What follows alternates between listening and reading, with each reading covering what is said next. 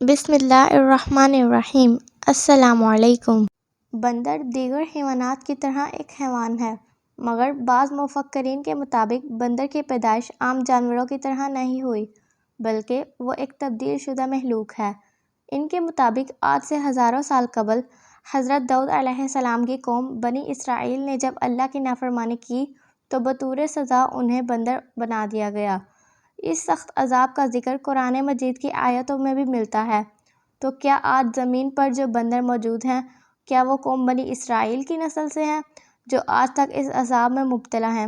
اس بات میں کتنی سچائی ہے، ہم اس ویڈیو میں جانیں گے۔ قرآن کریم میں بہت سی قوموں کے لیے ایسے واقعات بیان ہوئے ہیں جن میں ان کے غلط اعمال اور اللہ تبارک و تعالیٰ کے احکام و حدود سے تجاوز کی وجہ سے ان کو عذاب الہی کا سامنا کرنا پڑا تھا۔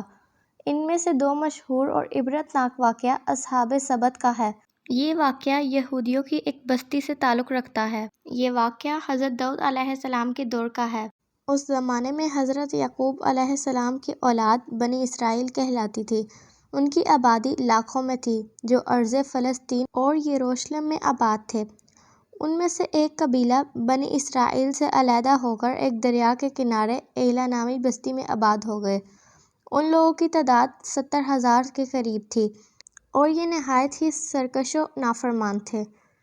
ان لوگوں نے اکثر کام احکام تورات کے خلاف شروع کر دیے۔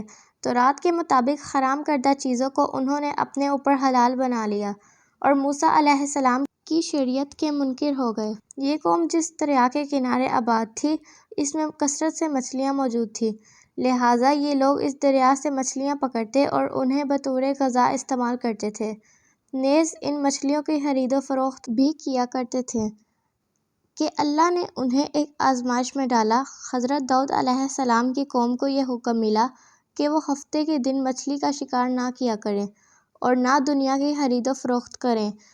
اس دن ان کے لیے مچھلی پکڑنا حرام کر دیا گیا، البتہ انہیں ہفتے کے علاوہ دوسرے دنوں میں مچھلی پکڑنے کی اجازت تھی۔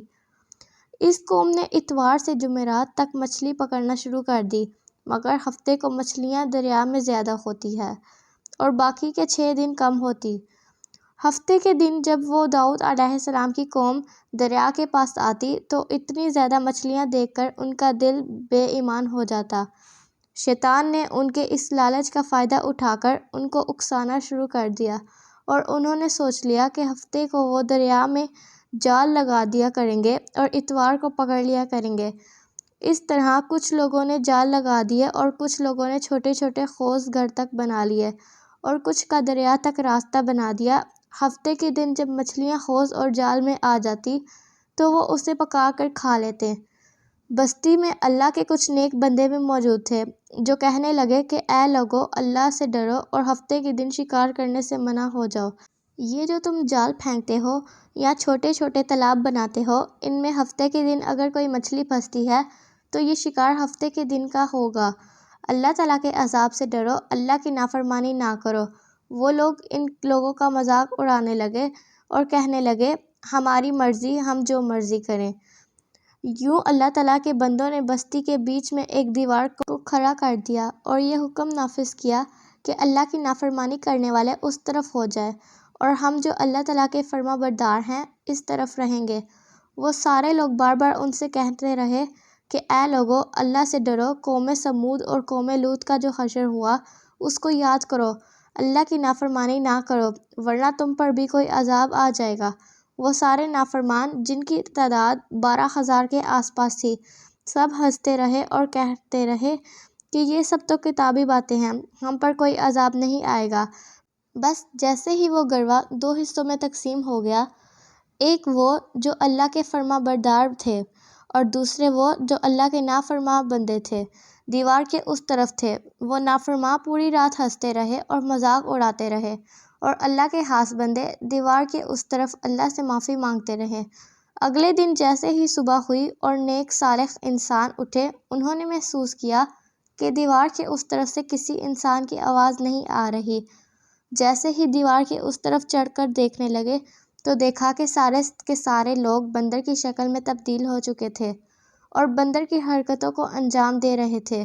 ان لوگوں میں جو ان کے رشتہ دار تھے، انہوں نے ان بندروں کو کپڑوں سے اپنے اپنے رشتہ داروں کو پہچانا اور جی بھر کے رونے لگے اور اللہ تعالیٰ سے معافی مانگنے لگے۔ لیکن اللہ کا عذاب جب تک آتا ہے تو وہ ہو کر رہتا ہے۔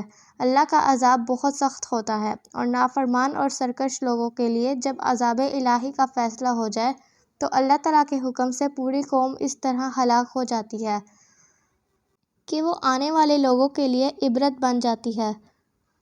بہرحال یہ نظریہ ہے کہ موجود بندر ان لوگوں کی اولادیں ہیں جن پر عذاب آیا تھا، یہ غلط ہے کیونکہ ان سے پہلے بھی دنیا میں بندر موجود تھے، اور صحیح روایت کے مطابق بنی اسرائیل کی یہ قوم جب بندر میں تبدیل ہو گئی تو 3 دنوں تک یوں ہی زندہ رہے اور پھر روتے روتے ساری قوم مر گئی۔ امید ہے آپ کو ویڈیو اچھی لگی ہوگی۔ اگر لگی تو لائک، شیئر اینڈ سبسکرائب ضرور کیجیے گا۔